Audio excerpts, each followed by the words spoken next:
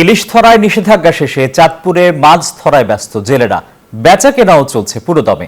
চাঁদপুর থেকে সবশেষ খবর জানিয়েছেন সহকর্মী খোকন কর্মকার।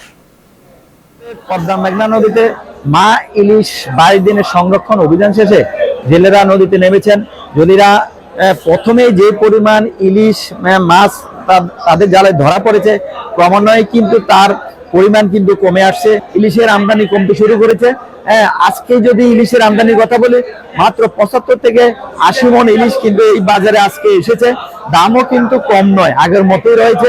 1 কেজি ওজনে ইলিশ আজ পাইকারি দামে বিক্রি হচ্ছে 1800 থেকে 1900 টাকা কেজি দরে, আর 700 থেকে 800 গ্রামের ইলিশ বিক্রি হচ্ছে 1200 থেকে 1500 টাকা কেজি দরে, আর 1200 থেকে 1500 গ্রামের ইলিশ বিক্রি হচ্ছে 2200 থেকে 2300 টাকা কেজি দরে। এবং ব্যবসায়ীরা বলেছেন এবার ইলিশের মৌসুম কিন্তু প্রায় শেষ, এখন আর ইলিশ তেমন একটা আমদানি হবে না, এবং নদীতেও কিন্তু পানির পরিমাণও কিন্তু কমে গেছে।